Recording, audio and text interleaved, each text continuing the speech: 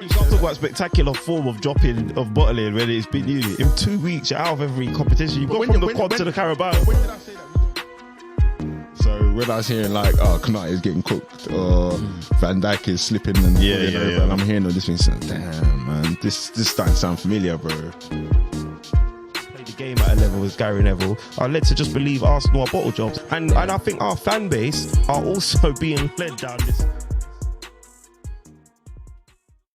Hello, good morning, good afternoon, good evening.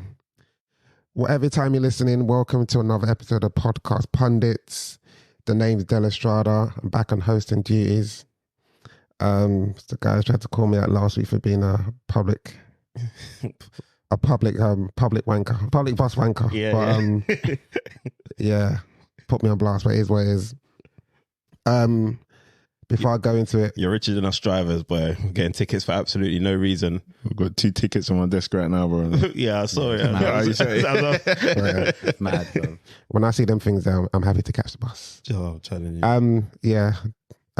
Starting from my left, who's there today? Strives? Yeah, man. It's your boy Strives, as you just called it, or you can call me Striver.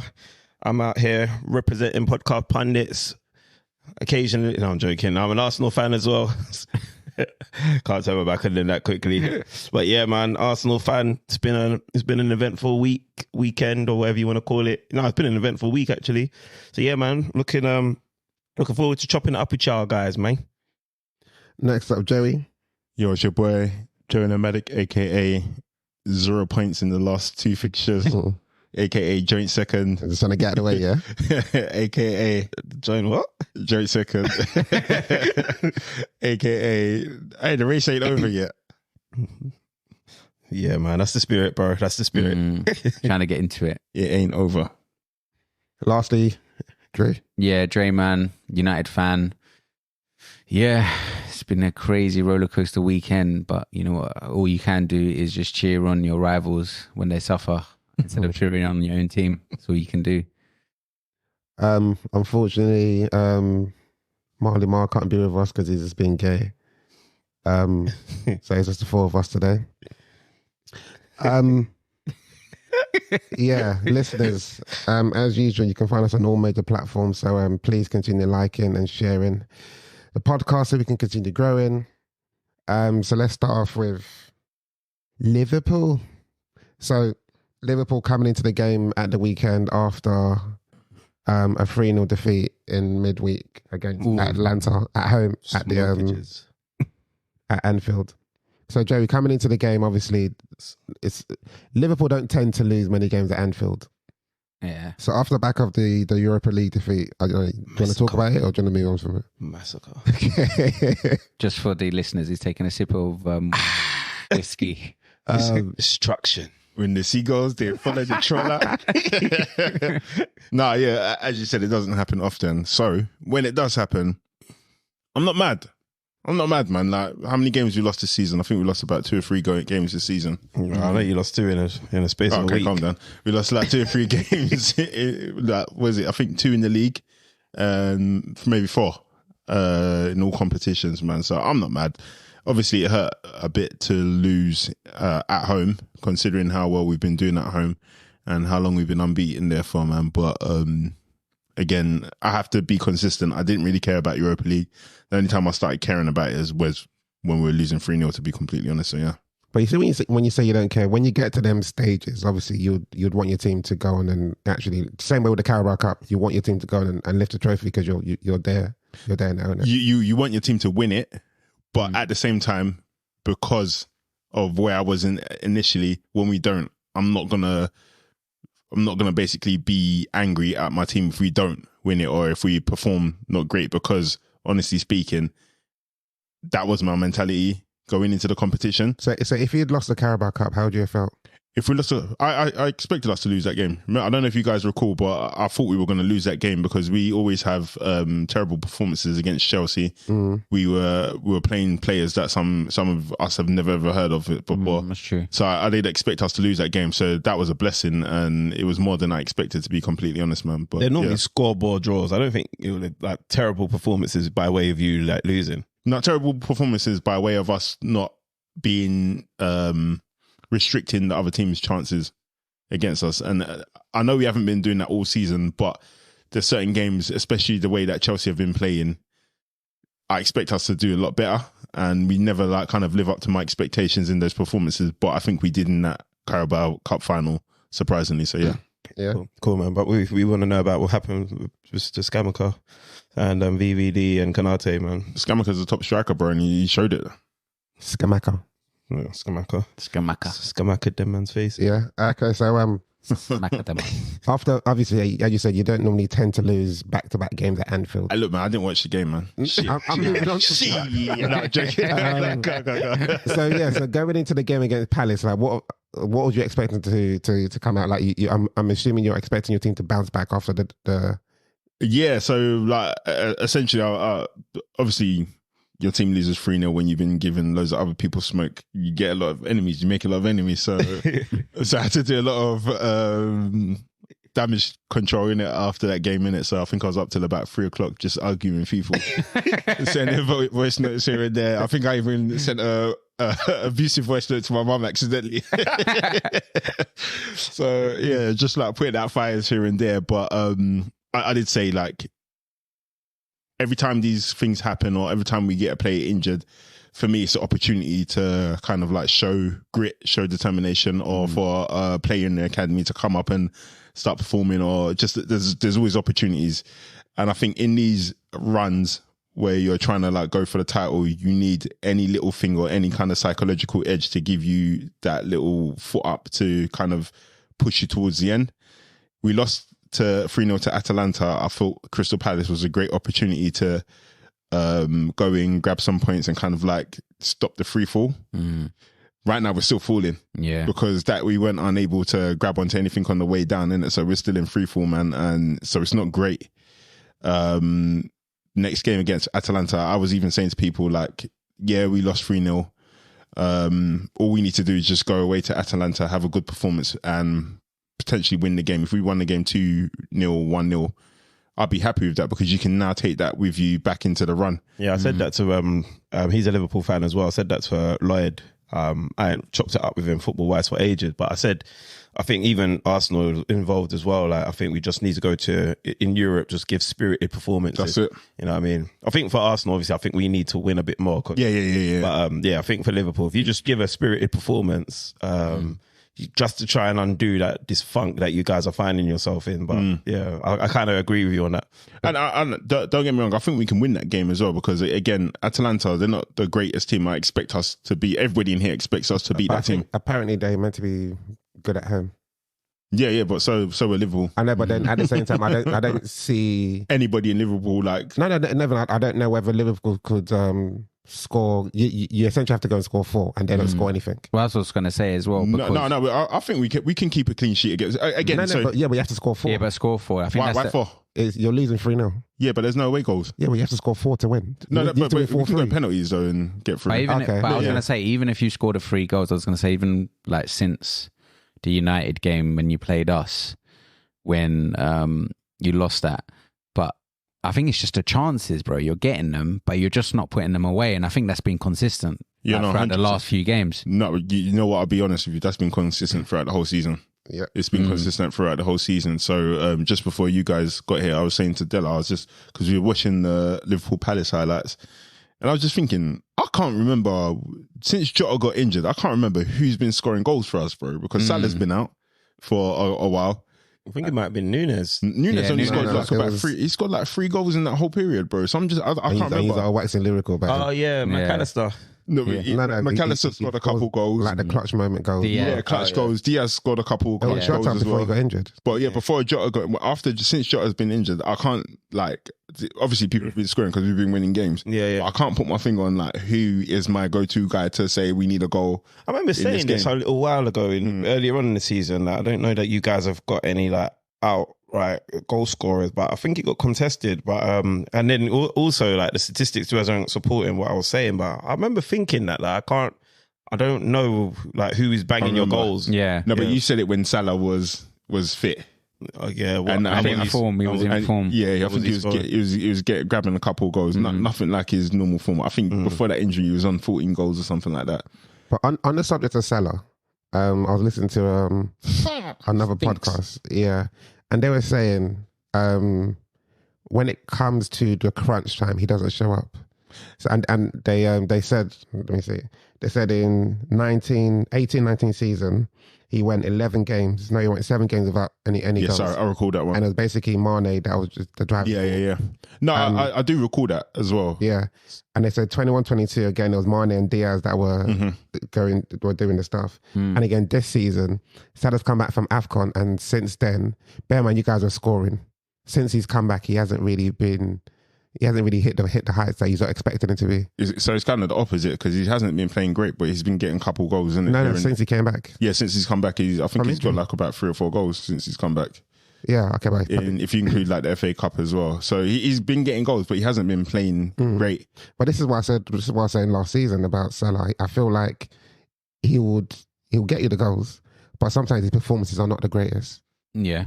Yeah, no, 100%. He has been a clutch player in that regards. But then at the same time, when he is playing, he's a pest to the side, and then obviously like Pause. Why is that a pest? Why is that a pause? No, I said course. Oh. No. Course. But you got it all wrong. Yeah. So like, and then obviously when we had Mane and we had Firmino, like the way it was is that you've got like a pest from all 3 angles, and it's just tiring out the defense, and then eventually a mistake's going to happen, they're going to get tired.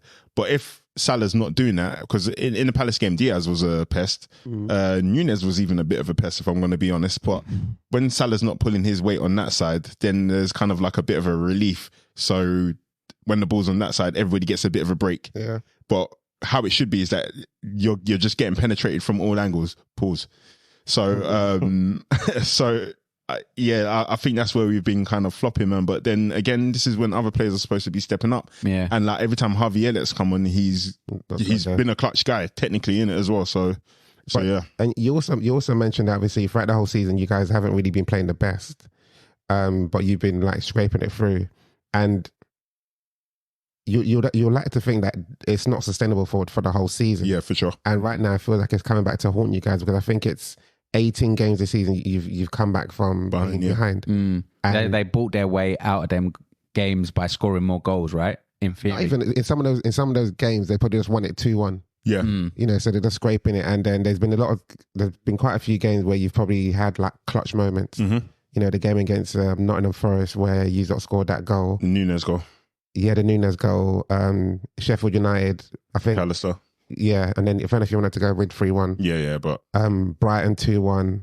Damn, energy ain't gonna carry. I told you guys, but well, not even that. So a couple of podcast episodes ago, I did say for me, the way Arsenal play, they control the games, and it just looks like it takes a lot less energy for them to win games. Whereas Liverpool, we're throwing the kitchen sink every game. Every game is looking like a cup final. And for emotions aside, that's not sustainable, because it is draining on your players, man. And that's exactly how we've looked in the last couple of games. We looked drained.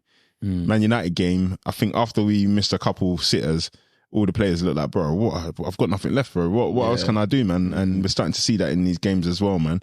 But again, in Europe, Liverpool has been known to be a different animal, and when the chips are down, they sometimes get these things.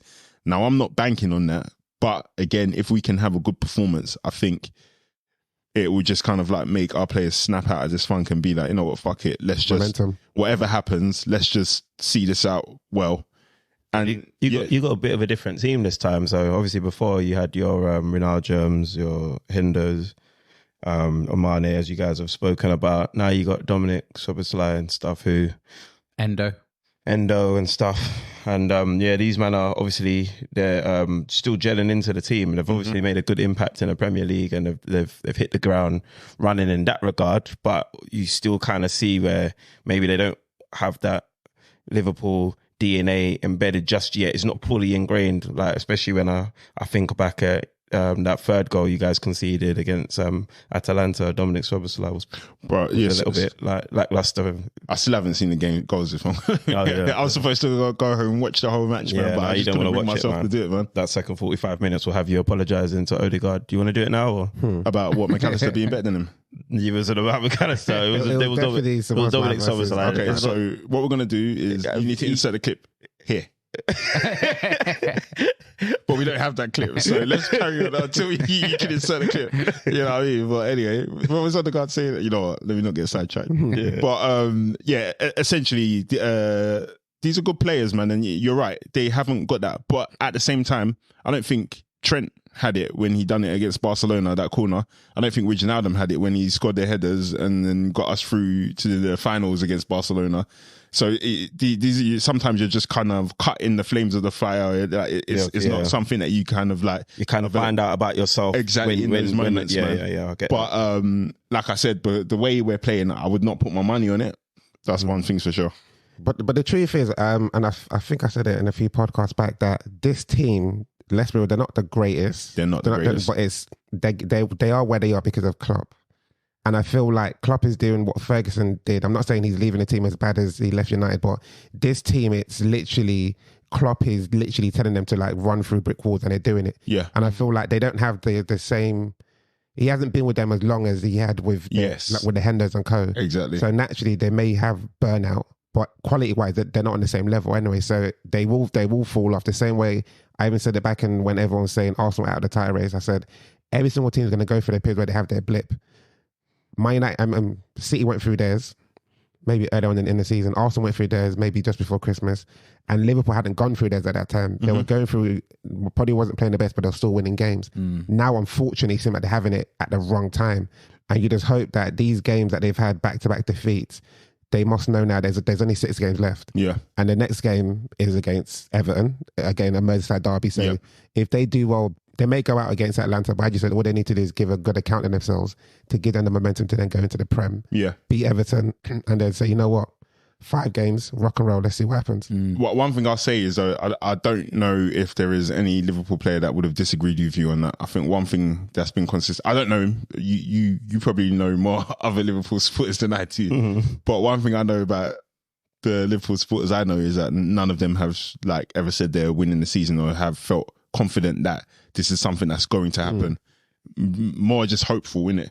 So, to your point, I don't think anyone would have disagreed with you or should have disagreed with you in that point, man, because again, I still feel like as good as some of these guys have been, you can see holes and you can see like a lack of some just exhaustion in some of these guys, man. Like again, like Cody Gakpo, this is somebody I had high hopes in this season and he hasn't been able to turn up, man. And like you said, it's like a Klopp trying to do Alex Ferguson thing, but Cody Gakpo hasn't been with him long enough for him to run through a brick wall, I guess, innit, man? And obviously Szoboszlai is new to this. I don't think his bones can hack it yet. Yeah. So, yeah. So let's go on the game. Obviously, you've now lost. So at the end of the game, what did you feel? Did you feel like that's the end of your title chase?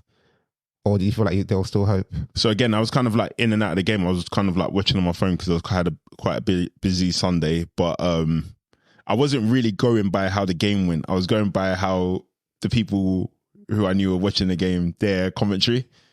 So when I was hearing like, oh, Konate is getting cooked or Van Dijk is slipping and falling over, and I'm hearing all this thing, saying, damn, man, this is starting to sound familiar, bro. I can't remember that Brendan Rodgers season, but it's starting to sound familiar. Like, whatever happens, I just don't want us to go out with a whimper. And then towards the end of the game, I was thinking, all right, cool. It was so unlucky at times because even like I think Jones had that. But that's not unlucky. That's no, because it's ring rust, isn't it? It's like Henderson made that good save from Nunes, didn't he? It wasn't a good save, man. That was a shit shot, bro. Man. I was trying to dumb it down. And sorry, what's your guy's name? Which one? I asked for his number. London Athletic. Yeah. He had a chance as well, though, right? Nunes. Did he have a chance? He had that from the corner, bro, when he just slammed it straight at the keeper. Yeah, I wanted to phone him, bro, to beef him, bro. I knew I couldn't trust you. You know what? Let me apologize to him, bro, because this Nunes guy, bro, I don't know if he's got hair. maybe his hair's going because mine's going now as well, bro. What, because I do that? Yeah, bro, man. Yeah, no, it's not somebody who's good for our health, man. So He needs to do that hairstyle. You know when he did that hairstyle a few games? was it the two? You're petty, you know. You're petty, bro. What's it? Nunez has had the most 115 shots. Yeah, most shots, most chances, and most chances missed. Yeah. Wow. In the top five. Yeah. And then obviously the Woodwork record holder. I think since the records began. Yeah, sugar. So have Liverpool fans, have you still got a lot of stocks in him? I got a lot of stock still. But bro. why? Huh? Why? For 2 seasons, he's Remember the conversation we had, bro? Because again, you asked me, would you take Ollie Watkins? Yeah. Obviously, I wouldn't mind an accomplished finisher. But those 115 shots, bro, why does he have the most shots in the league, bro? Because sometimes he's just taking shots when he shouldn't. No, I don't think that's it. Yeah, okay, like if he had a piece more composure, one of his shots against Palace, Quite early in the game. yeah, like Salah should was have crossed making it to that, Salah. yeah, and Salah was moaning about it, but it wasn't that blatant. I didn't fully blame him, but like he could have done that. But he's so eager for the shot, and for me, when I'm looking at him, he just. You know what he reminds me of? He reminds me of me when I was going through like a goal drought, and my thought was just shoot, get a shot on goal, get a lot of power on it. And as long as you're on target, but when you're doing that, you're kind of just going central. You're just trying to get it on target. You're not picking corners. You're not picking like pockets of the net, whatnot. You're just trying to get it on target, and that's kind of what he reminds me of. He just strikes me as somebody that's just trying to hit the ball. No, at goal. 100%. But why he gets a blight is because you look at the goals he has scored. I don't know if you guys, the goal he scored against Bournemouth in the EFL Cup, bro, he done the worst control ever. The ball goes out wide. Yeah, I remember. He sprints to get it, cuts it back in, just finesses it top bins. But that's the thing. But do you think he's capable. Do you think he finesses it, or do you think he just thought, No, he 100%. let me just whack this? No, he 100%. And he If gets you watch it, there's no way you can like talk about the strike of the ball. His technique on the ball was top tier. So I know intentional top tier though. Intentional top tier. And then we saw his goals, 2 goals against Newcastle, intentional top tier finishing bottom corner. Yeah. So I know that he's capable of doing I it. think that's the thing, though, in terms of he will score probably like the most awkward flipping chance that you've got, but then hand it to him on a plate. I don't know what's going on. But that chance that Strives is talking about, that technically could have been one of those ones. Yeah. Because he shouldn't have shot.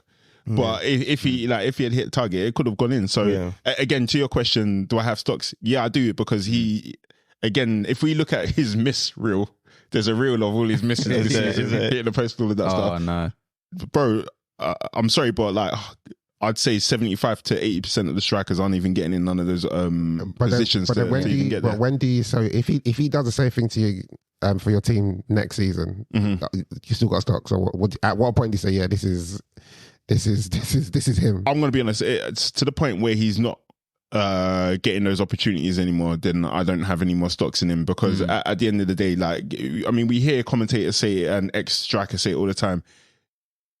Getting to the position is like a majority of the job as a striker. Yeah. Putting in the back of the net is the next 25%, man. And like I said, you look at other people's strikers, like obviously you got Haaland that can get into those positions and he can put him in the back of the net. Who else, really? No, but again, if he's getting into a position he's not putting in the back of the net, again, what I'm trying to say, do you still have stocks? Yeah, because remember I said you need that pressure and that kind of like stress from all 3 points. As long as we got a winger that's doing that, you got a striker that's doing that, that opens up opportunities for other players on the pitch. So even though he might not be getting the goals, as long as you're stressing out the defenders and you're depleting their concentration, like I said about Salah, Firmino and Mane. So as long as he's creating chaos for everyone else to do, you're fine. Yeah, because like at the end of the day, I can at least appreciate the chaos that he's creating on the pitch, man. But do we think that is that thing? Remember we said before that he's not really been kept on his toes. He's kind of just been playing, starting, not really benched. Would that keep him a bit more like motivated to like come on and make more of an impact? Potentially. If like Jota starts again, players need to not. If you're not doing a job, there needs to be like the ability to give somebody a shock. Yeah. Put them on the bench, go and make them play in the reserves or under 18s, whatever it is you need to do to get somebody's mind on track and make them feel hungry. The thing is that I don't really think hunger is an issue for him.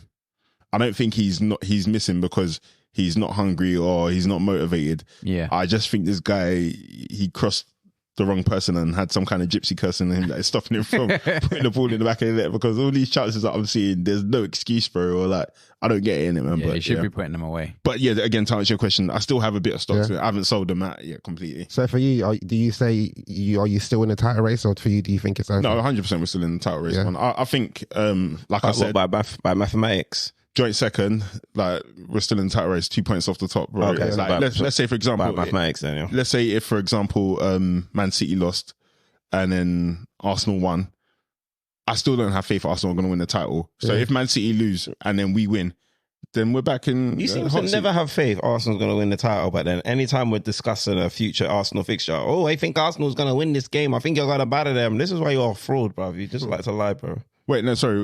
What are you asking me, or what? I'm just saying, you like to say that Arsenal is going to bottle it this and that all the time, but anytime we got a game coming up, you're I fancy Arsenal to win this. I think, which one is it, bro? Do you think we're going to be sick, or do you think we're going to be trash? All right, let me tell you. You lot bottle in spectacular form. So what you do, you win the games that get you to the summit of the mountain, and then you fucking fall down the mountain like clowns. Bottle it quick, more spectacularly than being 5 points clear with a chance to go 8 points by beating Arsenal, and then that's what happened last season. You absolutely squander it. Now that's what happened last season. Now you're third with your goal you difference. asked me a question and now you're moving goalposts. I'm just saying to answer your question. You can't talk about spectacular form of bottling when it's been you. In 2 weeks, you're out of every competition. You've gone from the quad to the Carabao. But when did I say that we don't bottle, bro? I'm just saying. I just think you should change your language, that's all.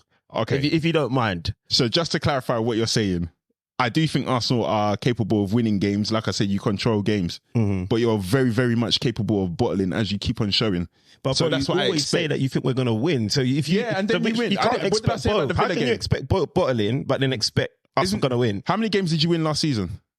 I don't remember. You won a lot. And then what did you also do last season? Yeah, but I'm saying... That's what I expect again from you. But you haven't showed me any fixture where you expect us to bottle. Like every time we're about to play a game and we're on this pod, like I'm with you literally every week. Okay. You've never said, this is the one you're bottling. You were like, man, you've got this, man. You're going to win this one. Oh, okay, so tell me which one is it? Okay, so I get what you're saying. Thank you. Okay, so you want me to tell you when you're going to bottle it? Because right now, I don't know what to believe. Like, are we? Do you, Joey Nomadic, believe that we're bottlers, or do you actually believe that we're good? Because I'm trying to work out when you're saying Arsenal's not going to win the league. Do you mean this? Two things can be true. You lot can be good and you can be bottlers. You do know that, right?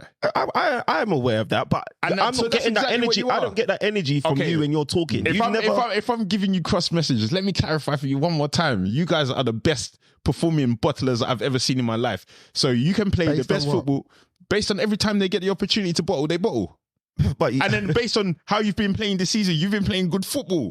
So like two things can be true. You can bottle every opportunity that's given to you. So you say this season they bottled it? No. Well, technically they are bottling it because this guy said we're going to win the league. This guy predicted that you're going to win the league at the beginning. Hang on, let me finish. You said you're going to win the league. Yeah.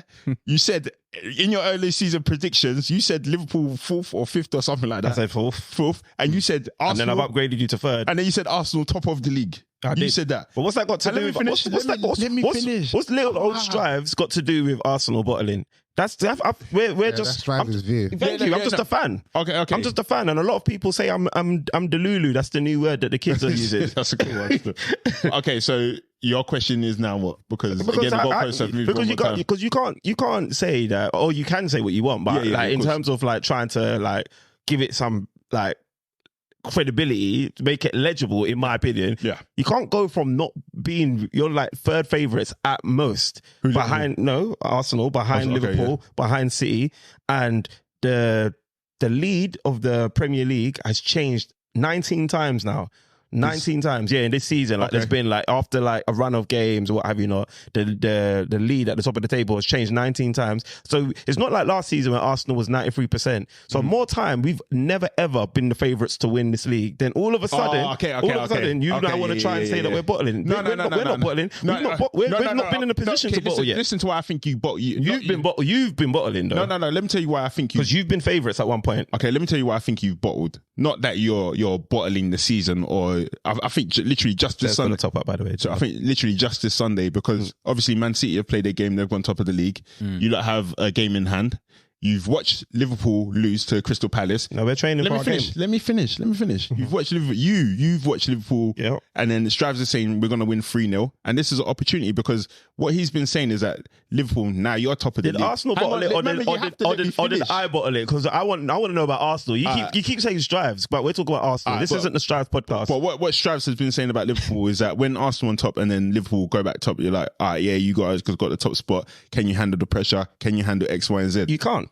We can't. Yeah, correct. We can't. And then obviously now you have the opportunity to go on top and show that you can handle the pressure. But it just turns out that the game that for 93% the game you expected to win 3-0, you couldn't handle it. So I don't think you're bottlers in the grand scheme of the season, but I do think you bottled the opportunity to go top and stake your claims for the title. And if we're going to be honest, I think you kind of bottled the game against Man City because I think you should have swapped your tactics. The tactics you use against Man City, you should have used against Aston Villa, and the tactics you should have used against Villa, you should have used against Man City. But that's just my opinion. I mean, it's your opinion. Thank you for it. But you're welcome. Let me ask the question. So, when just looking at the team, Arsenal, ignoring that you know Strives, ignoring that you know someone called Strives, would you look at the team? It's crazy that you have to do that. Would you look at what happened over the weekend and say, you know what, they bottled it? No, 100%, because I think obviously yes or no? No. So what are you talking? Sunday, yeah, Sunday. I think Sunday you have to win that game, bro. Yeah, at home. In the same way you had to win the game against Southampton. Yeah, I think you have to win that game. Let's not go to the part. No, I'm saying forget that. Like this guy on paper, I'm expecting Arsenal to win that game. Yeah, that's a must-win game. I'm expecting you to turn up and get all 3 points. That's personally what I think. So you're saying Liverpool also bottled it? 100%. And I said that. I said that as well. My thing and Liverpool, sorry, Della, but hang on, because Liverpool he asked me, nobody asked me. No, that's what I'm not even talking to you at this moment. I just as Della's about to land whatever he's going to say. Can we do this in the Arsenal conversation? I was going to say, Della, you know that Liverpool had, in terms of the runs, Liverpool, Man City, and Arsenal, they had their more favourable run by many people's estimation. By many people's estimation. Della, remember we had the conversation? I think when it was 10 games, and then Buds was trying to say, Arsenal have this and blah blah blah. No, we all had tough runs, bro. But what Bud said is that Arsenal had the toughest one because they had more away games. Yeah. Mm-hmm. And the thing is, and I think this is what is difficult to understand because people will say Arsenal have the toughest run. Now Arsenal have lost games, and people are saying they bottled it, but everyone said Arsenal had the toughest run. So there were going to be games that they were going to lose. 100%. Now that they've lost those said game or a game. Obviously, and there's still 6 games to go. It's like it's expected.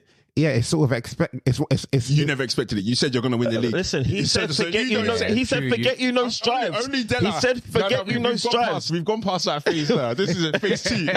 Phase 2. I think we have to. Sorry, Jay, what do you think? Do you think they bottled it? Because we're still on the Liverpool segment. We're still on Liverpool. Sorry. In terms of Liverpool, I think from the way that you've played, it's no surprise when you lose a game. Yeah. He said, do you think they've bottled it? I hate when you do this. Talk to Joe now. You know why I'm not answering that? Because I never thought in my mind that Liverpool would win it. No, we're just talking about that game. Oh yeah, they bottled that game. They bottled that game. So you never thought about the league. So you never. But did you think Arsenal was going to win it last season? Yeah, I did. So what? So last season started, Arsenal finished 5th after finishing 8th twice, and then you thought Arsenal.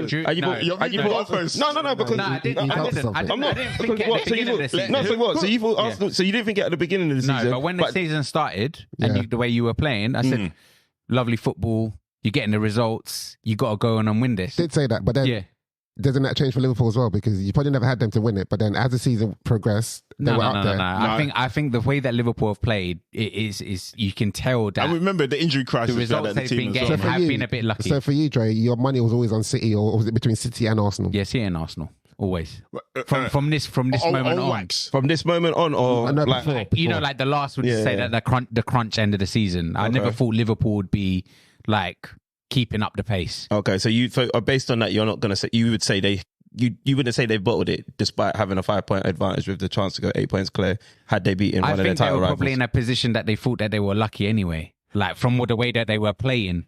See, if for instance, I think what Joey's trying to say is that if the way that Arsenal are playing, for instance, and the way that they're at the top, for when you lose games, it's like it's kind of out the blue. It's not like a thing of where like you've had bare chances, you're not putting them away. You're playing good football, like your defense is solid. You're getting so many shots per game. It's out the blue. So I get why he's using that. I wouldn't say that's a ball. That's like you just lost the game. Yeah, and what you're describing was since 2024. It's the time you lose though, because obviously you haven't been losing when the pressure wasn't there.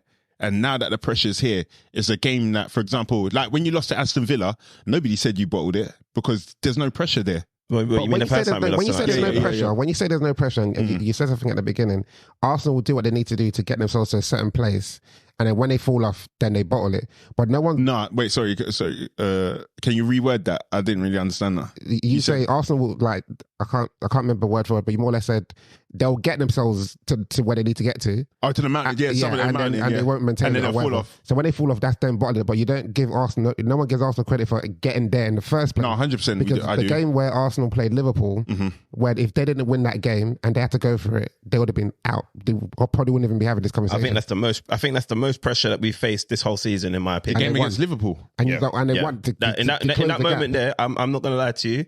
As a fan, I felt, I don't know what the players, I can't talk for the players. The one where you lot came to watch it with me? Yeah. I think that was the most, honestly, I think that was the most pressurized point of the season. They couldn't get a draw, they had to win. Yeah, exactly. No. No draw wouldn't have been acceptable. I said to you, you said that. I'm not going to take that away from you. You did say that, but I'm telling you, despite you saying that, and I don't know where your mind frame was when you said that, but as an Arsenal fan, and even as the majority outside of yourself, because I do remember you saying that, a draw wouldn't have been sufficient to keep up with that Liverpool, and most certainly a loss isn't.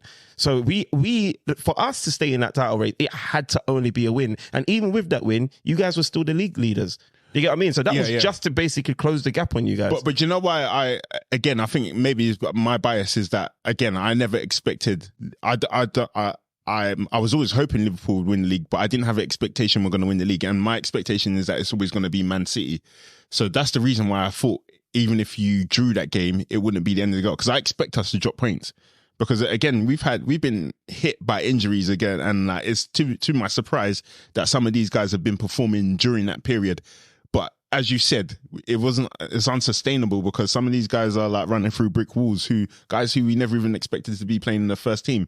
So that's why I didn't think it was sustainable. And again, the way you've been playing and controlling games is a bit of it more of an energy preserver compared to how we just kind of like that Nunez last minute goal. It's not sustainable, but yeah. So sorry to, I don't want to just take over your role here, but just I want to pick him up on something. So you're happy to use my expectations when it comes to Arsenal. But when it comes to my expectation for Liverpool, you're not happy to use it. So if I'm saying that Liverpool are title rivals and etc., you're not happy to accept that you've bottled it on that case. No. I remember I said we bottled it. I said, but we didn't bottle it because we bottled it because we had something in our hands and we let it go. Yeah, but that's why I think we bottled it. But I think the difference is your bottle is. But you've said that you expected. I think you said this on Wax as well, that you expect us to be third or at least below Liverpool, wherever. Okay, like you said that. So if you have to know how to separate me speaking from ego from me speaking from. I mean, I could say the same for me. Oh, okay, fair. Fair. Because you know where I was trying to go with it though, Della. You know where I was trying to go.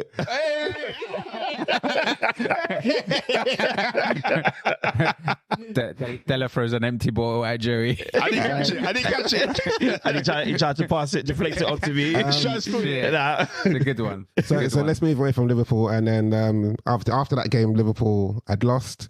I know Strives, as Arsenal fans, you were probably very vocal. Very vocal. Can we speak on the abuse I received while I was paying my tithes? Yeah. I'm in another football group. They shared your voice notes after the game. Your chats. You know, you were, as Joey said, you was on top of the mountain. He said 3-0. I didn't even hear that. He said 3-0. That was a wild claim because, you know, one thing, and I heard a lot of people say, one thing that beats tactics, anything else, is just hatred.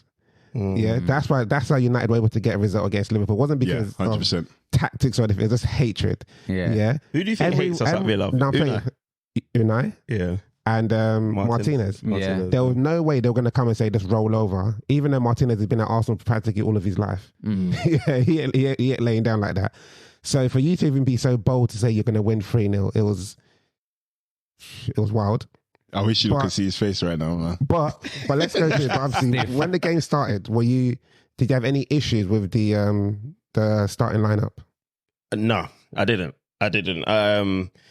I spoke about what I thought the starting lineup would be with other Arsenal fans that I know and talk to, and I actually wanted us to rest a couple of players, have half a mind on what's going on this coming Wednesday, the return leg up Bayern Munich. But also, I feel like I trust our squad, and I thought that, you know, maybe let's start with. I thought we should probably play with Martinelli because I expected Aston Villa to play a high line, and I thought that with Martinelli playing, that we could maybe expose that high line.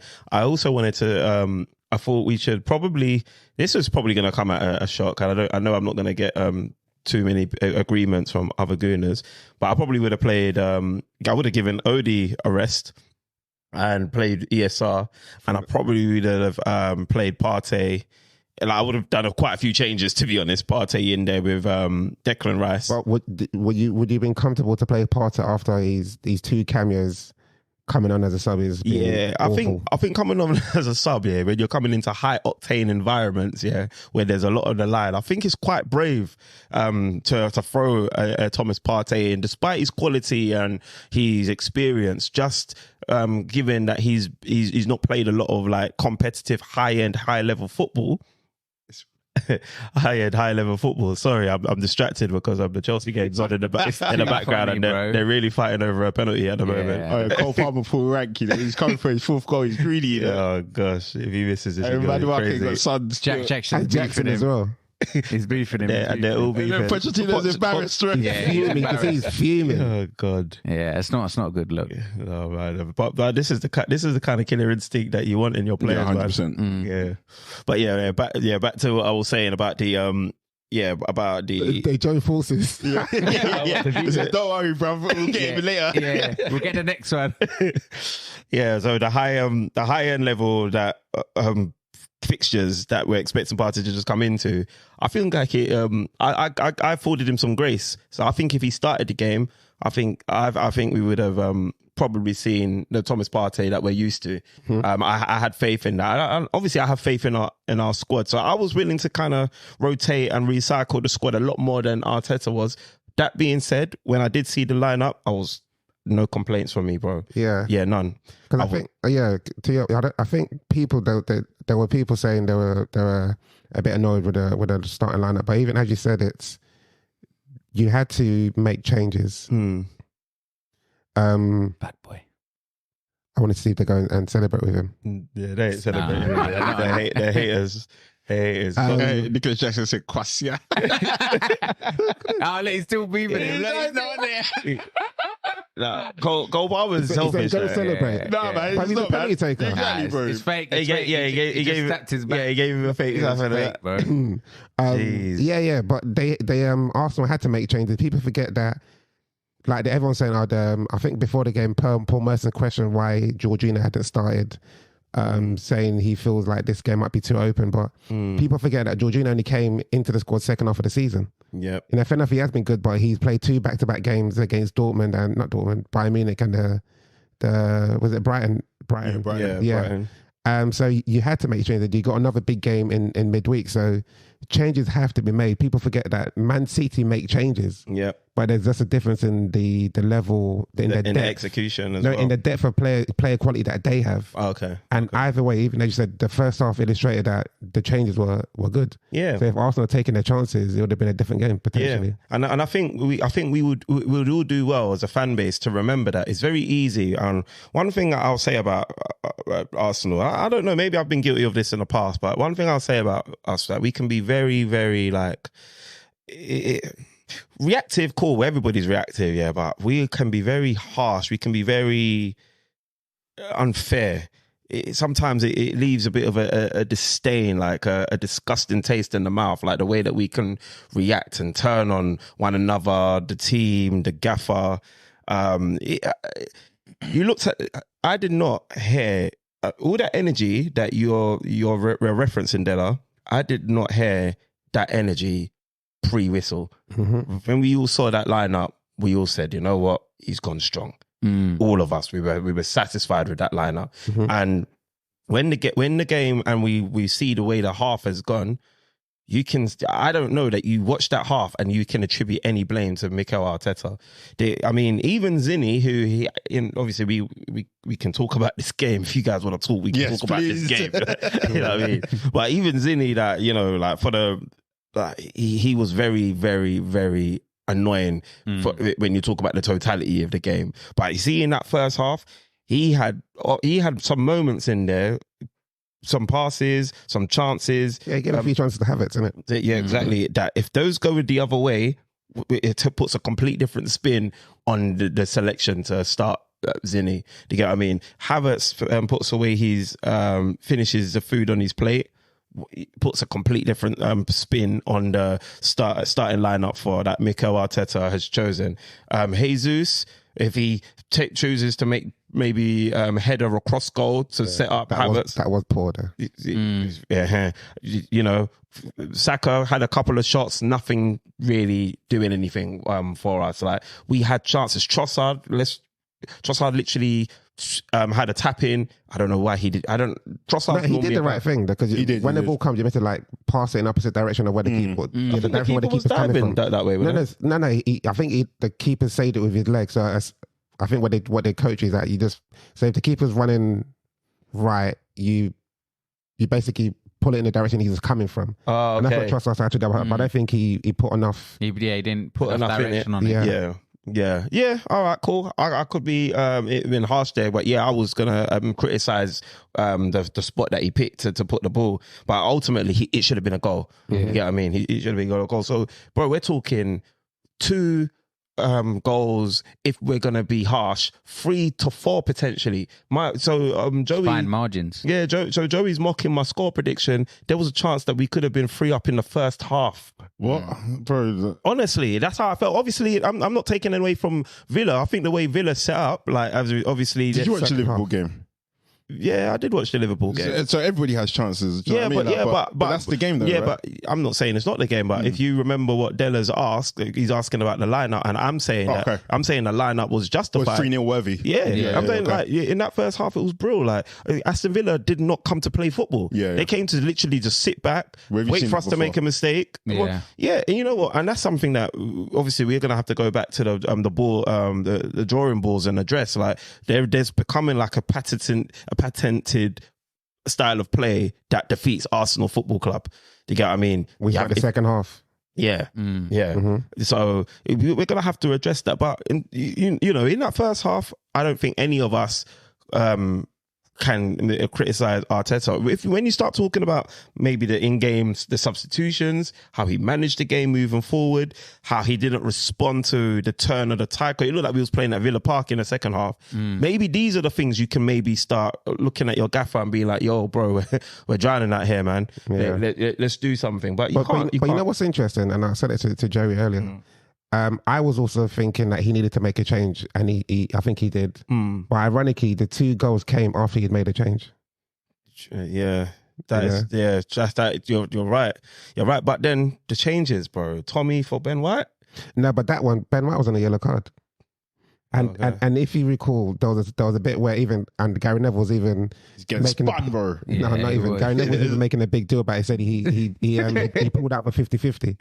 And that's because the way referees are nowadays, if you miss time at 50-50 or you're on a yellow, you're getting sent off. Yeah. So and as I said, I think what Arteta would have probably done was bring on Tommy Asu and take off Zinni. Yeah. But, that's what we were all. You know what I'm saying? But he then had to put him at right back for Ben White, and I don't think he probably wanted to put Kyrgios at left back, because now you've just literally changed two of your four defenders. You know, I like. You know what, Della? Like, I think one thing that one of your strong qualities is when you analyze and you look at the game. Like, I like the way that you pick up on those small things, because people like Gary Neville, it's so disingenuous. Like, to just basically conclude that we're weak-minded, that we're not up for it, we're pulling out without considering the entire context of the situation.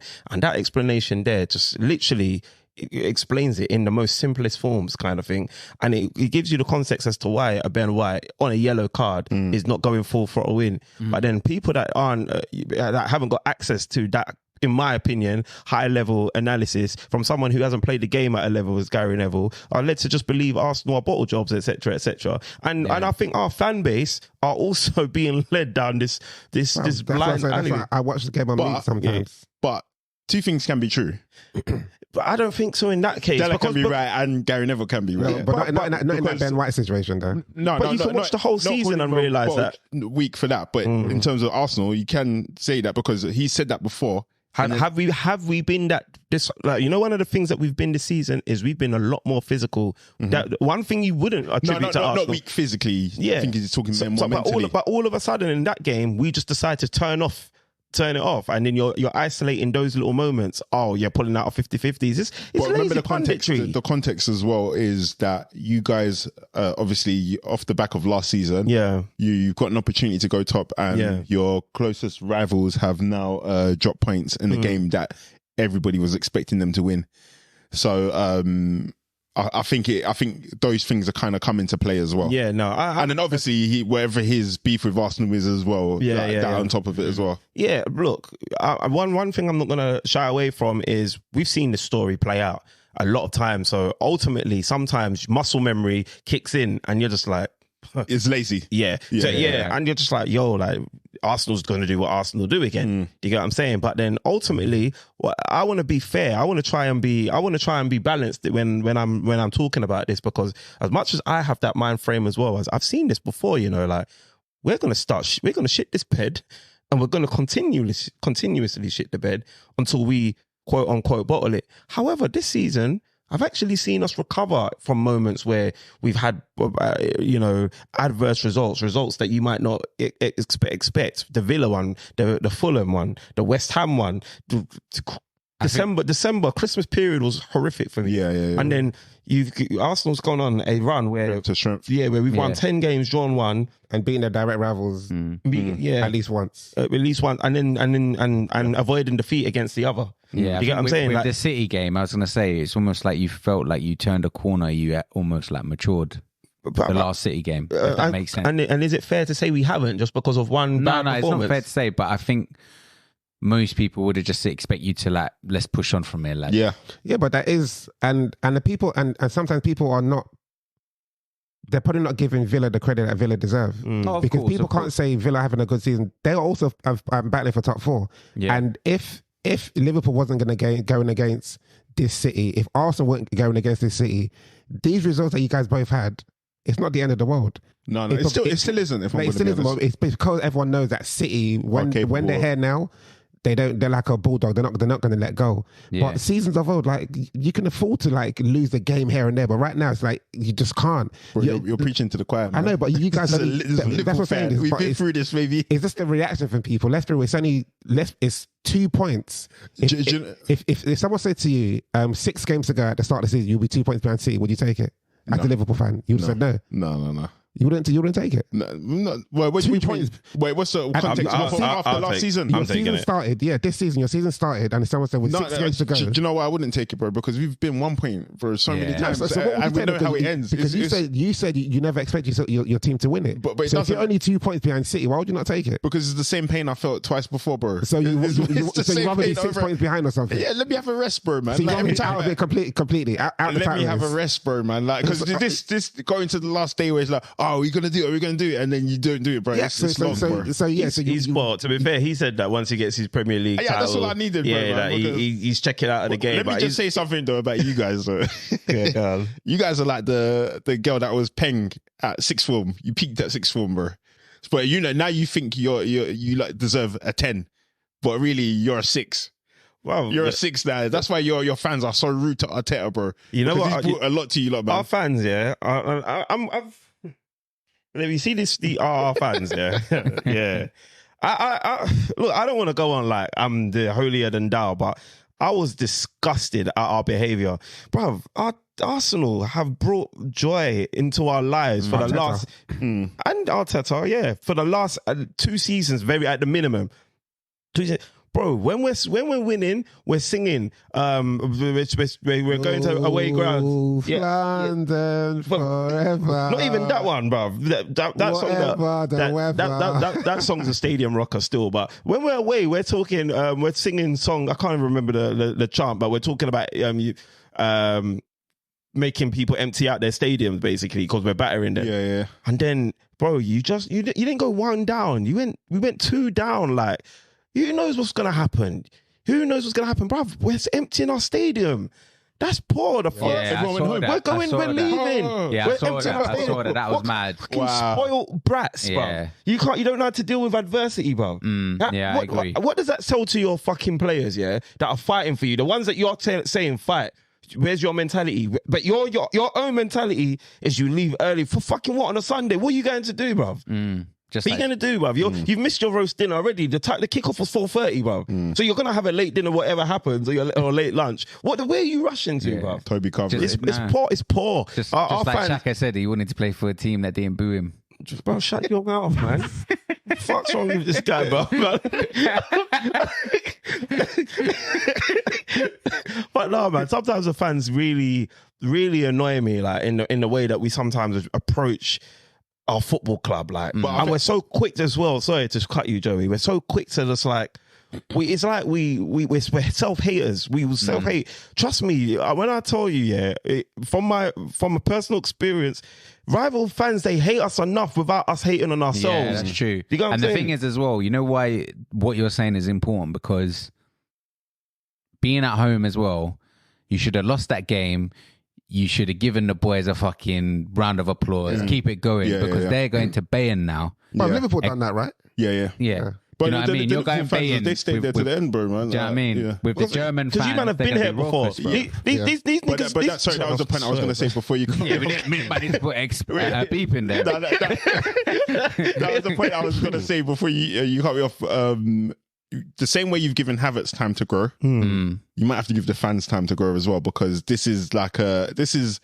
need to get used to kind of like going through these runs and playing at this high level. The fans need time to grow and understand that this is going to be a process as well. But I think like I've heard some people say, you know what? Okay, Alonso's won the Bundesliga in his first season. Then Arsenal still talking about processes. People need to understand that it's completely different, and that's Arsenal fans saying that. All this thing about process, people are forgetting that, and people have very short term memories. Everyone's saying that because Emery's now done a double over Arteta, and he's also knocked Arteta out of Europe as well. Like, he should have stayed at Arsenal. Yeah, but if people look at the way Arteta, I mean, Emery probably got sacked because of the style of play, and fans will say they didn't like the style of play. I don't think that's why he got sacked. No, it was, and it was one of the fans. No, do you know what it is? The stadium was empty. Fans weren't coming to watch the game. That's true. Style of play was one of my main sticklers with Emery. Don't get me wrong. It's one. I'm not saying it's the main. No, I think that's what fans didn't like, but I think also, I think the fans were very impatient because of, obviously, he's coming to replace Arsene Wenger. Yeah, Wenger didn't finish great. Yeah. And then now they've just got this new guy who's, I don't like his football. We're not doing well. So there was no patience. And then I think after that, they realized the next person that comes in, we're going to have to be patient. Yeah. But ironically, I think it's the same Arsenal fans that took the piss out of him and said, good evening. Now you're saying if he was there, we'll be winning stuff.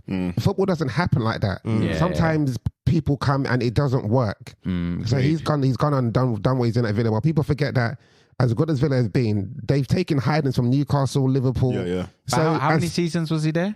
I think 2 seasons. Yeah, so you can't say it didn't work because Arteta... Even 1.5, maybe. 1.5 5 seasons Arteta's in. 3.5 seasons. I mean, 3.5, but I mean... 4.5. Yeah, so I mean, like... This is the 4th. Yeah, no, because he did a half. So this is his full season.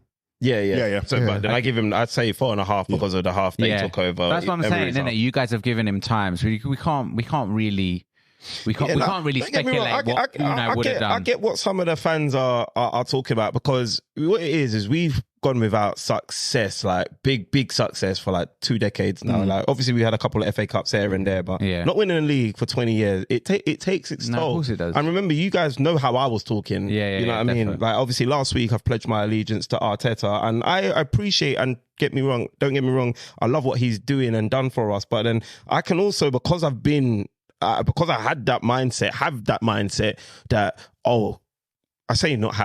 that mindset that, is Arteta our final form? Is he just getting us ready for the next one? Because you might have heard me wonder, like, should we get Alonso in? And then, so when you're seeing that, it seems lazy because he's obviously just won the Bundesliga. Big you up for that, Xhaka, and even our young guy, Teller of Southampton. Was he from Arsenal? Yeah. Oh. Yeah. So yeah, man. So yeah, big you up for winning and whatnot. But then obviously it's natural, because my man's come from Real Sociedad B team, and then he's gone to Bayern Leverkusen, second from bottom, done his thing in his first official season. He's on course to winning the treble, unbeaten, won the league, blah blah blah. Cool. And then obviously in 4.5 years, Arteta's got us challenging, and he's unlocked Kai Havertz. But then they said as well, I don't know like how much of a toll it plays, but they're saying how many top class managers Alonso played under as well. To form that kind of mentality, which probably does help. And but his dad was a manager as well. Yeah. But if Arteta was in Germany, I reckon Arteta Would be batting out. does similar. But I don't know if he does the exact same thing, but I think he does similar. And I think, sorry to cut you, Della, I think Alonso in the Premier League may do similar. Similar to what Arteta's done. I think so. May. Exactly. I think so. Yeah. Like, people forget Arteta's second right now to two managers probably going to go down in history as one of the two of the best managers in Prem. Yeah. So he's not doing a bad job, and this is his first full time. This is his first manager. We need to be guided. We need to be guided, and we need to be fair. And that goes to me as well at times. We do need to guide, and we need to be fair. And I think that's just across the board. That's just across the board kind of thing. I think we need to just like. Just pull up your socks, move on to the next game. Need to be telling them. What are you saying? Arteta's Neymar when Ronaldo and Messi was around. Just no hope. But if he stayed, if he stayed, figgy, who knows, right? Potentially, that's a good analogy. That's a good analogy. Can we actually talk about the game? Bro, I'm ready. Yes, boss. I'm ready to talk about the game. You're ready to talk about the game, man. Over to you, hosty. Answer what question you want to answer about the game. Because we talked about the first half, so you can talk about the second half. All right. Zinchenko, go. Yeah, Zinchenko is I don't know. He's exuding a little bit of like, this might be the wrong word, but there's like a bit of an arrogance of arrogance of playing. Man City scrub is what he called. There's times when it's unfair. Like I've seen a lot of still grabs where they're showing him right back, right at the back or whatnot. But what they're forgetting is some of these game states is the still grab is after a corner or a set piece. Where you're in the zones. So, but then they're going on like, this is where he's at. But then there's things where that will annoy you, that he doesn't have defensive discipline at times. My brother was fuming at him because I think I can't remember, somebody was down and he kicked the ball out of play. That one was mad. Yeah, he just does some dumb stuff. Like he's like a nice guy. I don't fucking know what he is, but he just does the dumbest shit. But then what's starting to happen is the cost benefit analysis now is the benefit of what he gives us going forward. Now, like I said, I spoke about the chances that if Havertz puts them away, Zinni's performance is on another level. But then it's the cost. When those chances aren't going away and we need you to be, ruthless. Yeah. And defensively... liability. Defensively on point. Yeah, exactly. And that's where you're starting to kind of let us down. And in my mind, I think from last season, I think we were ready to move on from Zinni and Jesus. I personally think that we were ready to. Jesus or Zinni? Zinni and Jesus. Who was the best to replace Jesus? No, because remember, I've been calling for a striker, if you remember. I think you look, we're in the market. Well, my opinion is that you are definitely looking at options to not replace, but come in and potentially replace. I think, my thing is like, obviously saying replace Jesus sounds very aggressive after just one season, but my thing is, we shouldn't be trying to replace Nketiah. You know what I mean? We should be trying to replace the best and then make them fight it out. No, I hear what you're saying. When you said they were ready to replace, Jesus. I know, obviously, with Zinni, they brought in Timber. So yeah, I can see that, but there was no one that came in for Jesus. No, but I just think I'm just saying that I think that we were ready to kind of move on from that profile because look at it like if Arsenal had overachieved when we went from 5th to top for 93% of the season.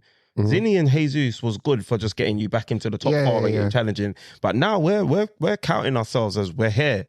So we now need to move on to that point where what's going to separate us in those little margins. So you see like when we're playing at Aston Villa and you've got Bayern Munich next week and you need to wrap the game up in the first half, maybe you need an Isaac. Do you get what I mean? You know what I mean? Yeah. Rather than what we had. So these are the things that I'm trying to say that we needed to move on. But back to Joey's question, Zinni, like I think we've moved on from him in my in my opinion. I do think it's a bit harsh on him though. I'll be real with you, Joey. Do you think this season was supposed to be more him playing in centre mid, being a centre mid option, or do you think he's like a left back? No, I think he was just meant to. I don't think Timber was meant to get injured. I don't think Zinni would have got the heat that he got if Timber was there. Like, but if he was there, where would Zinni be playing? You think he'd still be like getting games in left back? Yeah, like we would just be the player in our squad. We'll just be. I think we would have just had better use with our squad. Okay. You know what I mean? Because Zinni's got use. Like when we played Bayern Munich, we ain't touched on it, but obviously we drew Bayern Munich midweek when Kirill was getting cooked, and when Zinni came in. Zinni looked calm, bro. He looked calm. Like Sane didn't get past him at any point. Him and Havertz linked up well enough to be defensively astute enough to keep that that flank quiet to the point where they had to hook Sane. And Zinni was like Martinelli was poor for me against Munich, but you could see when Zinni came on, he was just looking for that over the top, looking to release Martinelli. Is he going back on? No, we ain't. Bro, he's bust his case now. He's just got to do his work. Speaking of Martin, let's just talk about the 2 goals. So who would you say? If you had to put a blame on anyone for that first goal that Arsenal conceded, would you say it was just a goal that just happened that you just have to say, put your hand up, you know what, fair play to Villa, or do you say Arsenal could have done better, and if they could have, who could have done better? I think we could have done better. I always think we could have done better. This isn't to take anything away from Bad boy Bailey. Thingy. But first goal, was that the one where that's probably the one where everyone probably missed it. But that's probably the one where everyone are doing like still images of Zinni on the right when he should have been on the left, but obviously it was from a corner. Why did you say Martinelli? What's Martinelli? Because Martinelli, he didn't track the run from Bailey. Track back.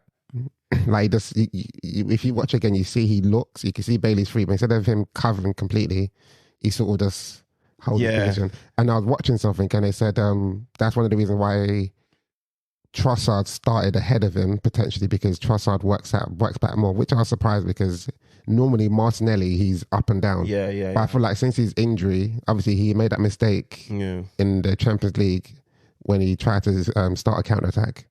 Porto. Yeah. And I think that game yesterday or whenever it was, he just didn't track back. He just seemed a bit too. He's too forward thinking. Do you know? Exactly. So I think with Trossard, he's a better player. He's more mature as well. He's a better player and more balanced player as well.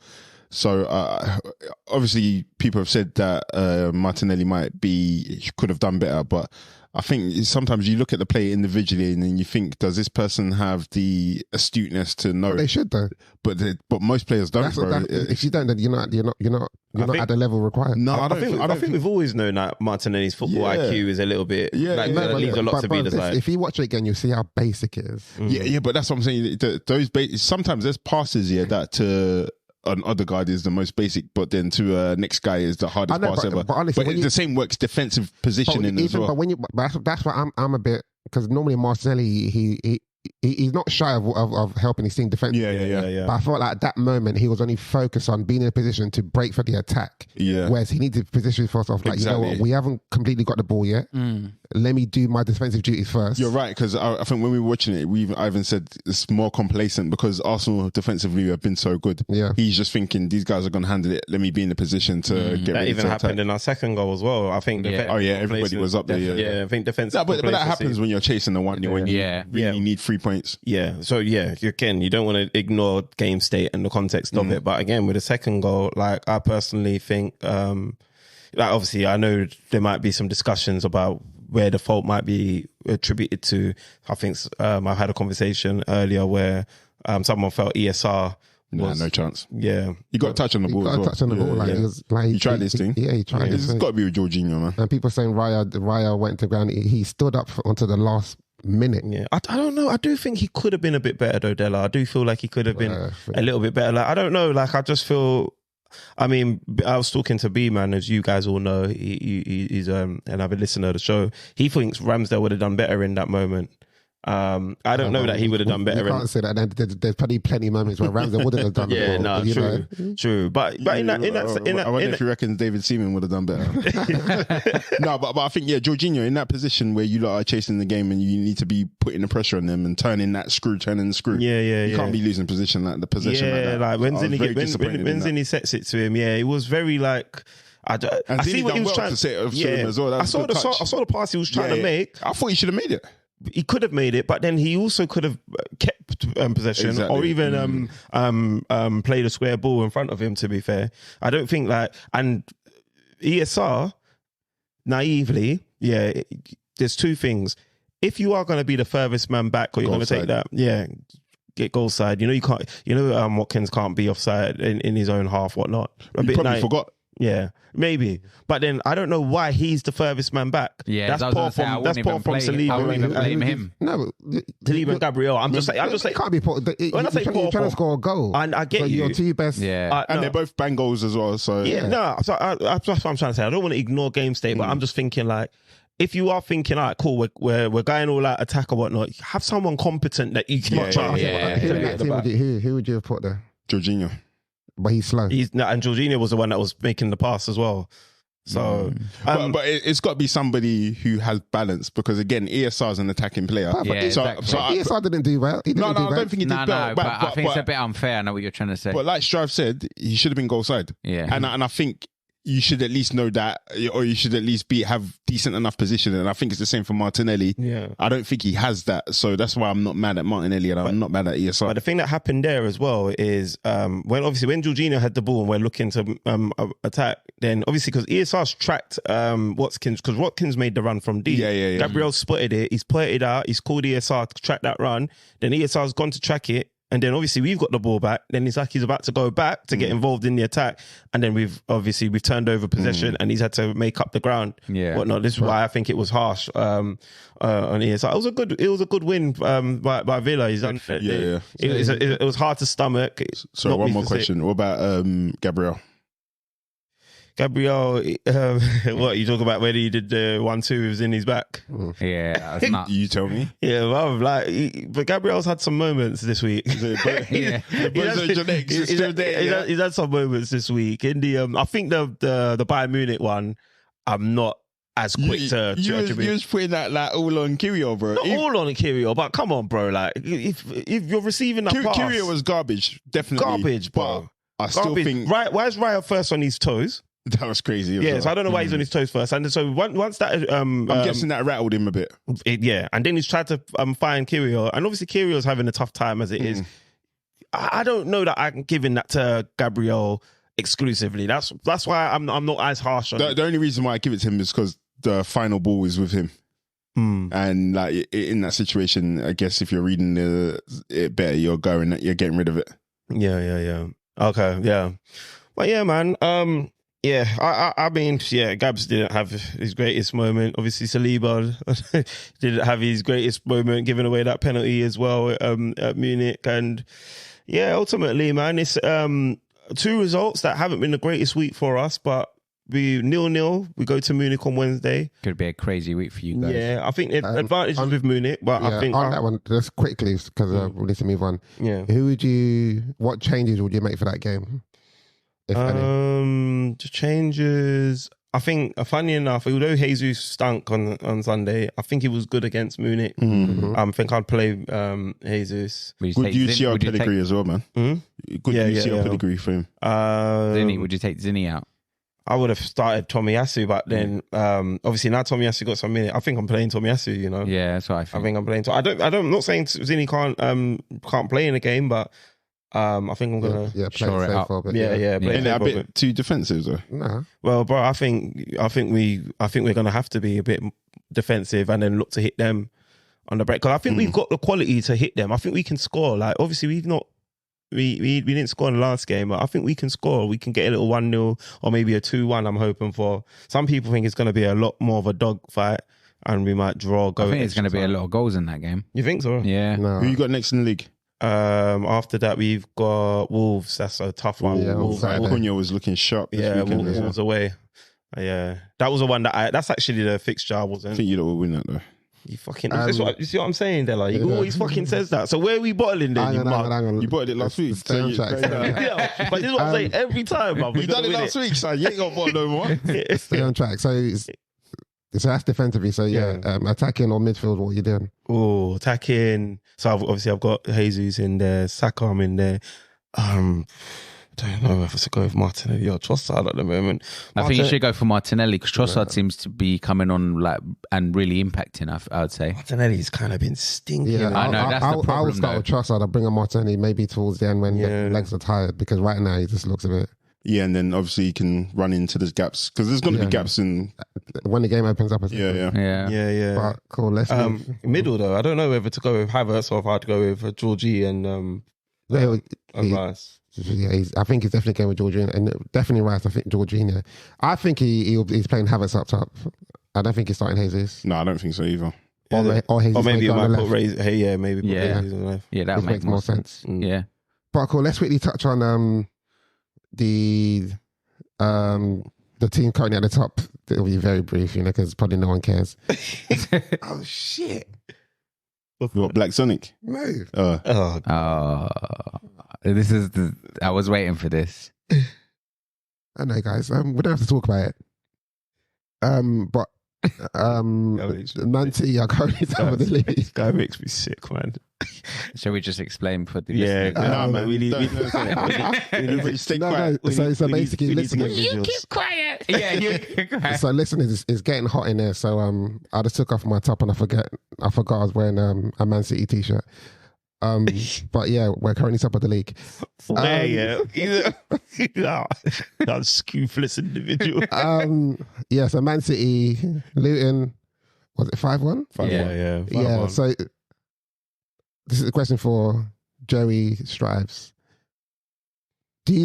How much confidence do you guys have that something may happen along the way whereby City may fall off and you guys have a chance to sneak back in? Or you you know what, it's dead now, man? Definitely approaching it from the position that it's dead. But in the back of my mind, thinking Tottenham is the game where things can unravel. But potentially. They lost the Wolves as well, by the way. Yeah. Well, they struggle against them. But what I will say is that at this point, bro, it doesn't even matter if they lose all their games, bro, because I don't even know if we're going to win our games first. So that's why I'm not even watching them, but I'm just hoping that we win all our games, to be completely honest. I mean, all right, so for me, I'm thinking at this point, if City's to lose, obviously, I'm thinking City's going to win the league. But we have seen City in this running drop points. Obviously, I'm not counting last season because we gave them the league, so they didn't have to try too hard. But then in 2021 season, they lost 2 games in their last 6 running, so they can drop points.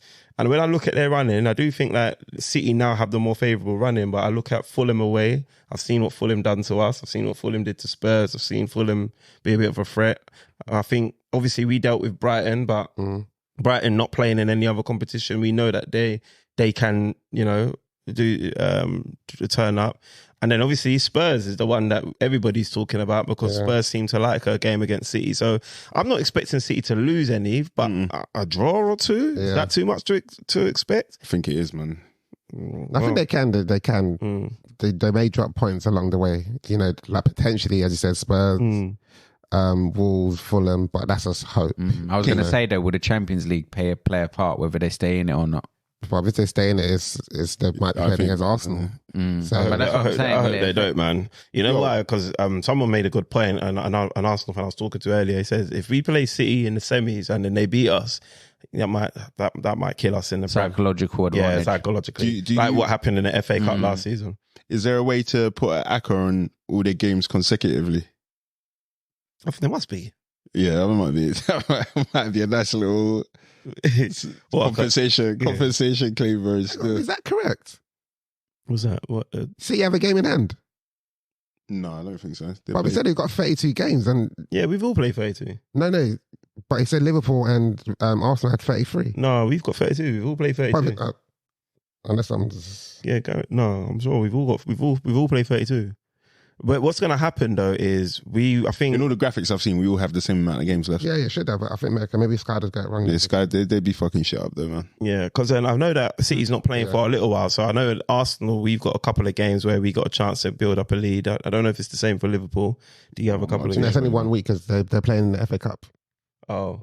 But I know we played twice before City play another though. So we've got a chance as in Arsenal. Yeah. That's a good opportunity, bro. Yeah, that is. It is. Cool. So yeah, that's the top of the league. Let's quickly go to the top four. Oh, we didn't say anything about City though. There's nothing to say. We're running out of time. Yeah. Right. They won 4-1. Fair. From some good goals. 5-1 still. 5-1.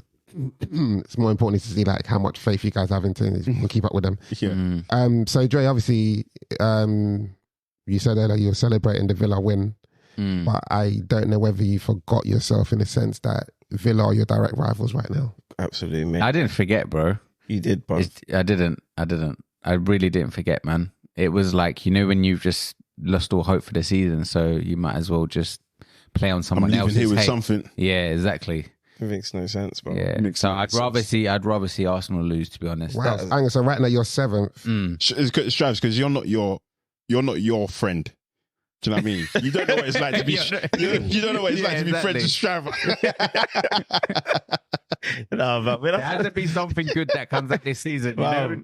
Yeah, honestly, when I saw J-Man pop up, their notification, come on, I said, fam, what the fuck are you cheering for, bro? Your game was yesterday. You blew it with Bournemouth, you scumbag. But when I look at the league, I sort of get it because United are 7th. They've got 50 points.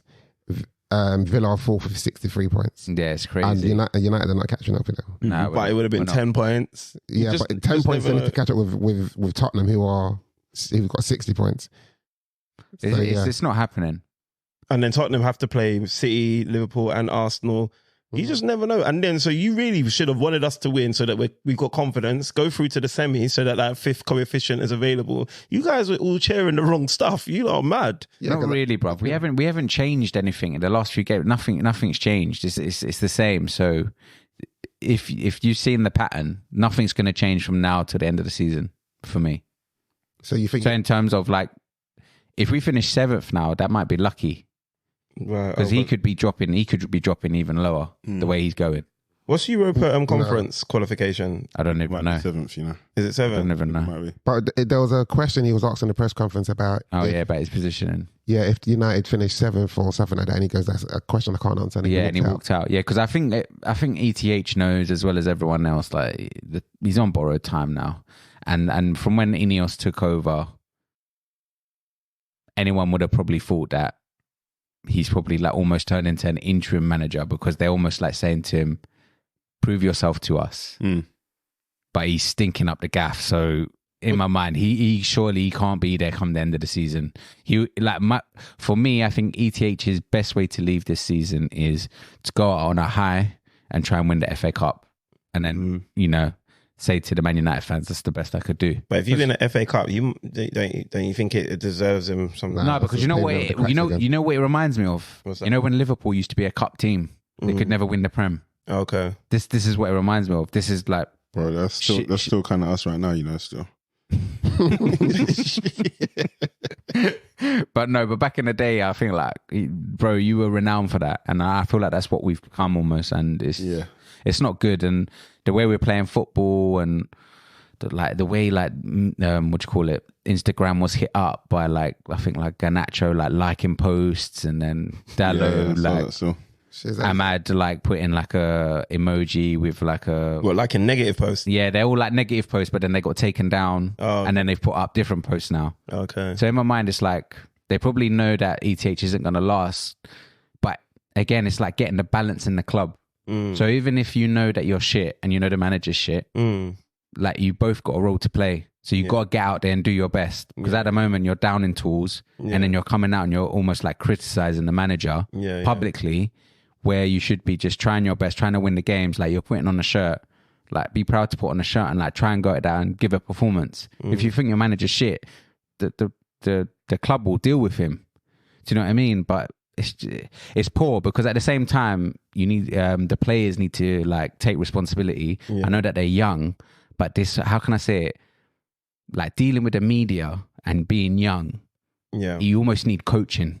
Being at such a prolific club like Man United, because you don't come out and do them things regardless. Like, is that Eric Ten Hag, or is that because don't you need like a whole team of people to like that helps you deal with? Yeah, well, obviously he had a go at Garnacho, didn't he? Because he said obviously on the right hand side, like he wanted to show it up, and he didn't think that he was playing well and whatnot. But I think everyone knows, like when you're losing, it's easy for you to be emotional and go on your phone, like posts and put up rubbish, and then you look back at it and go, shit, man, what have I done?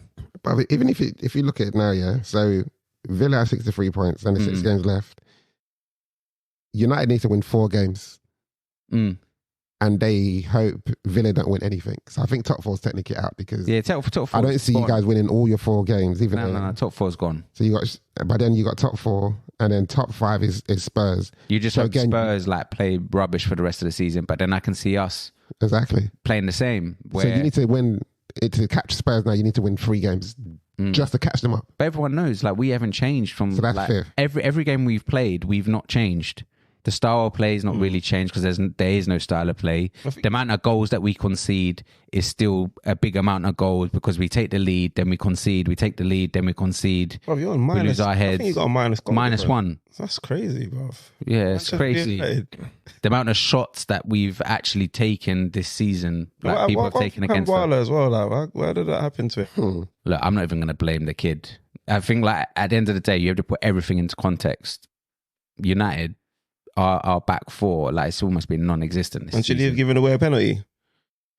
Yeah, I don't know, man. Because the penalty you lot got was a bit. Yeah. What was the penalty again? That one. The soft one. Yeah, that one where I think it like did he even hit his arm? I feel like he hit his shoulder. Like it did. That was a penalty. I felt like he tried to move his hands out of the way. No. He moved towards the ball like that. Yeah, it was definitely a penalty, because I thought it was harsh at first. So they're saying Villa's got 33 games. Is that correct? That could be. But yeah, so it's just amalgamation of like things are just adding up, and we're just not playing well. Yeah, we're conceding a lot. There's no style of play. ETH has run out of ideas. Yeah, I don't think he ever had any ideas. Yeah, but it's a slippery slope, man. And obviously, like we don't know what's going on with Anthony. Was he injured? Was he not injured? Why was he not in the team? You know, like, that's circus right now. Yeah. Do you just like right off the season just? Yeah, that's what I'm saying. That's why I'm cheering for when Arsenal are losing. Yeah. Because my season. Mad. I even getting voice notes from Matty. I know he listens to the podcast. Just saying that we're coming to Old Trafford at some point, bro. Threatening me with a good time, bro. What the hell's the matter with you, lot, bro? Watch yourself. Yeah, bro. You Watch yourself, bro. The thing is, you needed what did they do, bro? Yeah, exactly. That's the thing. I think United are going to be going into that game. It's the hate. Yeah, not the hate, but not caring. Whereas Arsenal going to be going into that game again. It's like must win. I don't think you've got Villa tactics in you. You're incapable of doing Villa. But it's the hate. It's the second to last game of the season. They don't care. Yeah, they're going to be playing with no pressure whatsoever, apart from just fucking your shit up. Which is weird, because you would probably think they want to mess it up for Man City. Exactly. But no, exactly. They ain't really got opportunity to do it for Man City, so it's like let's do what we can, innit? At least let's have a story in this. If we beat Villa, because I was thinking to myself, if we beat Villa, I was proper calculating. That's why the loss hurt my feelings so badly. If we beat Villa, I was thinking we could maybe wrap the league up at Old Trafford, because I said it a few episodes ago. But even that's what you I said think. last week, it's Emery, so it's probably going to be it's going to be like our bogey. I said that, Yeah. and this Joey Nomadic was trying to say what he always says. Nah, man, you've got this. I Right, didn't right. say, against Villa. Yeah, No, that didn't happen. I didn't say that against Villa. Because I think I it was MJ that was saying that. Marley. because I remember I was angry with the way I said Emery is going to Emery. be on beef. That's what I said. and the way he approached the City game, Yeah. compared that's to how he right, that's approached the right. Arsenal game. Yeah, exactly. He's a fucking idiot, man. Exactly. Prick. But at the end of the day, even like if we go back to Man United, the heart and determination ain't there anymore. No one's willing to like really put any work. I think the only person from the last game against Bournemouth that can take any positives is Bruno Fernandes. He was kind of trying to do his thing, but everyone else, we was really stinking it up. And So is everything just literally hinging on the FA Cup for you? yeah, I think like I said, I think Is that commentary? it's the semi-finals commentary. But I It's think a decent place to be, man. I think if the Like in players terms have of- any respect left in them, at least just get the manager like the FA Cup and No, let him. don't do it for the manager. Just Do do it for yourself, man. Yeah, No, man. but I'm saying like let him bow out on a high. No. man. That's where it all goes wrong. But You've got to do it do for you- yourself. do They you all think- want him do to go you- anyway. You don't proper think he's gone then? Like, Yeah, I think he's gone. Yeah, If United finish 7th, this is the worst position to finish in for how many? For a decade. yeah, exactly. It's crazy, bro. You can't be. Do you want me to say it? He has to go, blood. Yeah. He has to go, blood. But you know That what's is crazy? crazy. It's just third like, place Carabao, 7th place with maybe an FA Cup, and you're gone. bro, it's mad. I'm like, It's nuts. That might be a better season than Liverpool. No, but the thing is, if you could have seen some sort of like identity or Exactly, like a like process Della taking said. place, then yeah, but these things are just literally patch jobs. Yeah, patch And what jobs. you do, if you do it a third season, then you fall further behind. But it's not even that, bro. Like ETH is coming out after the games, going like he's just talking nonsense. He's not even like come out ever like once and said, you know what, like he's like, oh, there's wrongs that we have to do right. But he's not come out and gone like, yeah, like tactically I didn't set them up right, or I did, then we're not doing this, we're not doing that. He's coming out and saying, oh, I thought like we dominated it, like we should have won, or stuff like that, like crazy stuff he's coming out Yeah. with. So What's your next fixtures saying? I was about to try and check. Do you know them? Oh, so now I've got them. So he's got Sheffield United next. Okay. okay. That That could be a potential Sheffield You United, struggled against them last Burnley. fixture, though. You won 1-0 in that game because I remember McAtee was. But if the thing with us at the Aggressive. moment is, I've always feel like they can get at us because we haven't got a defense. We don't have a defense either, bro. And bro, I think like someone put up a post that we've had 31 like different defensive like players, different combinations. different combinations. Exactly. Yeah, It's like yeah, it's yeah. crazy, bro. That is actually mad when you think about it. So. ETH, he's had his problems, but like all I'm saying, he Sheffield could at least do United, better. Burnley next. These are 2 fixtures. You can maybe build up some confidence. Coventry. Try and end the season on a high as best we can now. That's all we can do. It's damage limitation, Stripes. Damage limitation. No. That's all it is. I feel you, bro. I feel you, man. I remember we talked about this guy. Nah, leave him, man. Leave him be. he's now called Dele. What, just Dele? Yeah. Oh. Oh, what is this? Because of the fallout with the family? No, but That's mad. Ali's not the family name, is it? I don't know what it is. Yeah. But Bruno. he's Brazilian now. Yeah. Let's finish off there, man. Right, I would Newcastle say Spurs. what Newcastle Spurs. Obviously, I feel like Newcastle are currently 6 right now. They're with joint points with United with 50. I think they have the momentum, but I think they could probably close down Spurs because Spurs are playing the big 3. Yeah. So they could potentially drop points. You've and got finish players fifth. returning from injury. Yeah. So everything's picking, but that's why I feel like United, they may finish 7th because I don't see Spurs dropping that far back, and Liverpool just have that momentum and that drive with players coming back to go and finish. In higher. Newcastle, you mean? I think it's just a Liverpool. Okay, yeah, Newcastle. So Newcastle's potentially, they're going to be aiming for 5th. Yeah. I think, to be honest, I was thinking about that, thinking Newcastle could slip into 5th. They could slip into 5th. And I'm only thinking that purely because of Spurs' run of games. It's not easy for them. Obviously, they're going to have a big say in the title race, but it's certainly not easy for them. And they're not really covering themselves in that much glory themselves, really, are they? So before Newcastle, who did they lose to? Yeah, they lost to Fulham quite heavily. Yeah. Yeah. And then, 3-0 it was. yeah. But I don't feel that Did they have a fixture after that? Nah, I think it was Fulham, then Newcastle. That's wild, man. But do we have to start looking at Ange's tactics now? Obviously, it's good that someone comes with an identity and sticks to their philosophy, but there's times where he's like, he doesn't even tweet things. He's still like the high press. We're going to set ourselves. You can't be losing 3-0 to Fulham, 4-0 to Newcastle. I think the problem that Ange's going to have is that, I mean, it's his first season, but I think next season, if he continues like he is, I think he might get found out. I think he's going to learn from this season because obviously he's just sticking to his identity now, and obviously he's the rock and roll times. It's been good some good times, but then he's going to obviously realise that the Prem isn't the Scottish league. You know what I mean? Yeah, I feel like he's going to tweak a little bit, but I think he's more going to focus on getting the right players in. But I do feel like to just keep up that style of play. as much as possible anyway. Probably, but with a bit of a tweak defensively. But I do feel some of the players who were probably doing what at the start of the season have fallen off. Like Madison. The doggy's looking a bit tired. And Doggy, Madison, last 2 games he's been off it. What's that guy? They've been ripping Madison on that. Yeah. Basuma as well. Who? Basuma. Oh yeah, Basuma as well. You know, Werner's always been terrible. I never thought that would be a good signing. He seems always lively, like he's up to try. Yeah, but he's lively. You know, one of them players where it's like, I am not threatened by him. Yeah. You know, he made us get a chance for on goal. Yeah. But I'm not convinced he'll score. Yeah. No, I know. Or Fluffy's lines. I know what you mean. That's how that's kind of how we used to feel when anyone was coming up against Chelsea and you're playing Werner and Havertz. But so I think we've changed Havertz's destiny a little bit. Yeah. But I hear you. So let's wrap it up there, guys. As usual, let's do our back pages. I have a feeling everyone's probably going to say the same thing, but let's Let me go first. Let's try and switch it up a bit. You know, No. I think our mind's going to be different. Who wants to go first? I'll go first. Yeah, okay. Mine's. Okay. Let me. It's not say Xabi Alonso, bro. No. Let me say this now. Shout out to Bayer Leverkusen for winning the league. Shout out to Xabi Alonso. Xhaka for winning the league after leaving Arsenal. Alonso for going unbeaten so far. Works for scoring a hat-trick on his first ever senior hat-trick in that final game. So now no one could do back pages to do with Leverkusen. Okay, yeah. No, mine is Cole Palmer for scoring a perfect hat-trick today.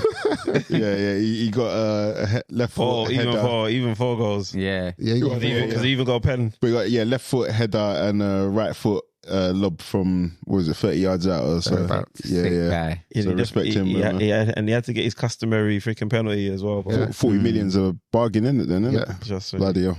Dre? If you've done Alonso, then I have to give it to maybe give it to Unai or maybe even like Ollie Watkins. But I'll go Unai. Give it to Emre just because, like I said, first half wasn't great. Second half, tactically spot on, came out, put on a show. Got it right. Yeah, strives. You know what? I didn't really have a back pages, but if I'm gonna give it to somebody, I think I'm gonna. Who did you give yours to, Jay? Unai. Yeah, he did deserve it actually. Yeah, I think I'm gonna give it to Watkins. You know. Yeah, it was either one of them two. Yeah, I think Watkins deserves it for that dink. That was a really well taken goal. Hit the post in the first half. That well taken goal in the second half where he Tielemans set him off. That was I think it was a good ball. Took advantage of our lapse in concentration and still had a lot to do. Watkins held off ESR, dinked Raya. And yeah, bruv, he's on like 26 goal involvements, plus for the whole season, man. That's a wicked return, man.